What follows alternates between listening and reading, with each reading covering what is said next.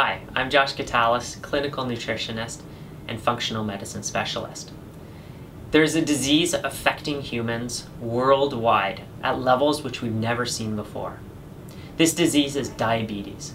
It now affects 20% of the North American population. That's about 1 in 5 people. About 90 to 95% of people with diabetes have type 2 diabetes, the type that's highly associated with diet and lifestyle. And in fact, it's happening to people younger and younger. It used to be called adult onset diabetes, but now that kids are getting it, we have dropped that term and just call it type 2 diabetes. In fact, in children, it's a lot harder to treat, unfortunately. Now, there's two main factors that go underappreciated in relation to diabetes. The first one is fats.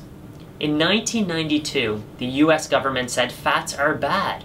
And subsequently, 2 years later, the American Heart Association said we should begin avoiding fats. Now, when we give up one macronutrient, fats, we're going to have to replace the calories with something else. So what have people gone to? Carbohydrates. Now, if you've ever made a campfire, you know that when you start that campfire, you have to start with something that burns up really hot, really bright, but kind of dies down quickly, and that's the kindling. Once we get that fire going, we then put in that big piece of oak, and that burns really hot and really long. The kindling is like carbohydrates to our body, whereas the big piece of oak are like fats and proteins to our body. Now, when we do consume carbohydrates, it spikes our blood sugar, and we can't really handle that amount of glucose in the blood sugar, so we have an overreaction of insulin from the pancreas, which quickly brings it down. If we have these blood sugar spikes throughout our lifetime, our cells begin to say, hold up, stop bombarding me with insulin and glucose, I'm closing my doors. And that's called insulin resistance, the first step in the progression to diabetes. So the first key point here is to eat fat again. You know, these days, 60% of our diet is made up of carbohydrates, but our Paleolithic ancestors had a diet of about 5% of carbohydrate. Big difference. Our genes are based on our Paleolithic ancestors, so they can't really handle those high levels of carbohydrates. We want to bring back the good fats and decrease the simple and complex carbohydrates to help maintain blood sugar. The second item to discuss here is persistent organic pollutants. Well, firstly, what are, in short form, these POPs?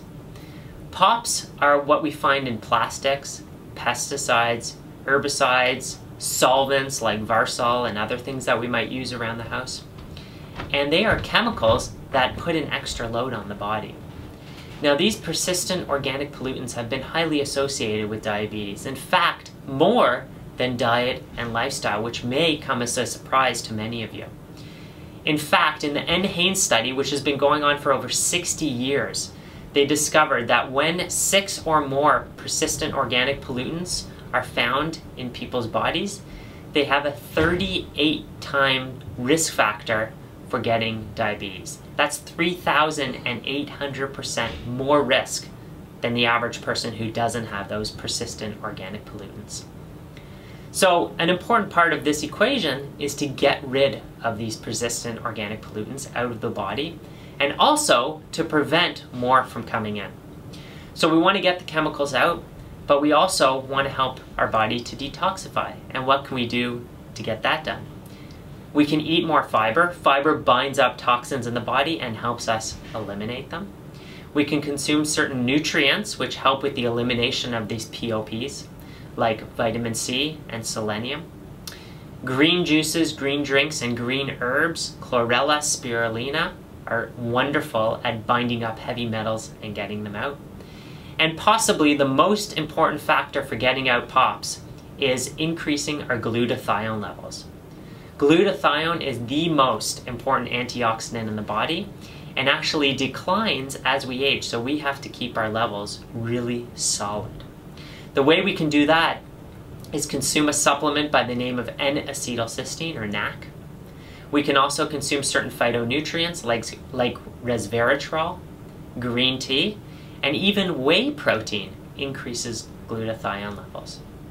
So these two underappreciated factors, eating more fats and getting rid of the persistent organic pollutants, can make a huge difference in decreasing our obesity rates.